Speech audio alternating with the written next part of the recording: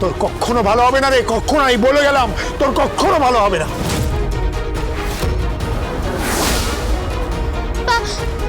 মামিকে বকছে। আপনি একটু শান্ত হন। করছেন কি? ও তোর কর্তব্য করে এসেছে। আপনার মেয়েকে কর্ণ চ্যাটার্জির বাড়িতে পৌঁছে দিয়ে এসছে, নিজের হাতে বরণ করেছে। আর কি চাইছেন আপনি? প্লিজ ওকে আর কটু কথা বলবেন না। বলতে দাও, প্লিজ বলতে দাও। মনে যত গরল আছে, যত বিষ আছে, সব বলে নিতে দাও। পিঞ্চ করছিস তুই, আমাকে পিঞ্চ করছিস, বুঝতে পারছিস না? বুঝতে পারছিস না? আমার জায়গা তুই থাকলে কি হতো?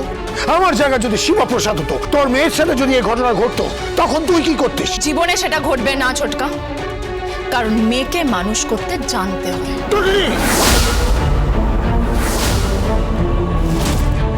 তটিনী, আমি তো তোর কাছে এসেছিলাম ধন্যবাদ জানাতে।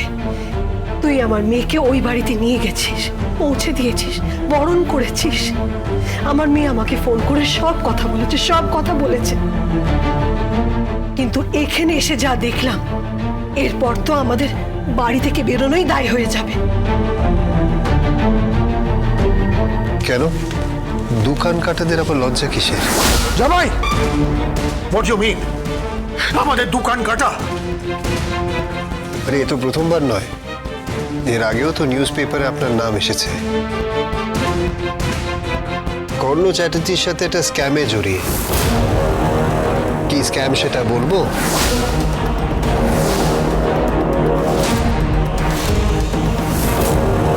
চুপ করো জামাই, চুপ করো। এমনিতেই কাটা ঘা, তার উপরে নুনে ছিটে দিও না। বৌদি, বোঝাও তোমার জামাইকে, বোঝাও। থাক না বাবা, থাক না, ওসব কথা থাক। আমরা একটা ক্রাইসিসের মধ্যে আছি, একটু বোঝার চেষ্টা করো। বুঝবে কি করে? ওরা বুঝবে না। যদি বুঝতো তাহলে টোটিনি গিয়ে কবিরের এগেইনস্টে স্টেটমেন্ট দিত?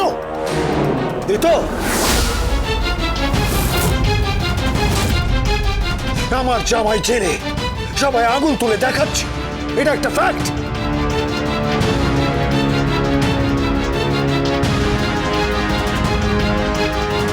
জিৎ মুখার্জির জামাই জেলে, আমার মেয়ের স্বামী জেলে, কর্ণ চ্যাটার্জির ছেলে জেলে।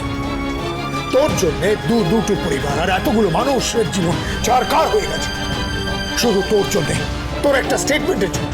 ছোটকা, তুমি কিন্তু আমার সাথে খারাপ ব্যবহার করছো। যাই হোক, তোমরা বসো, আমি চা করে আনছি।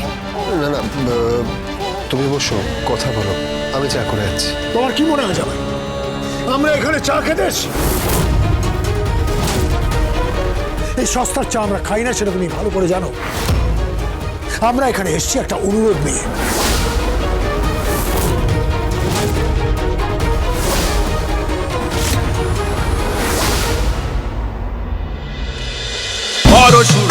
পরশুরাম আজকের নায়ক, সোম থেকে রবি প্রতিদিন রাত ৮টায় স্টার জলসায় ও জিও হটস্টারে।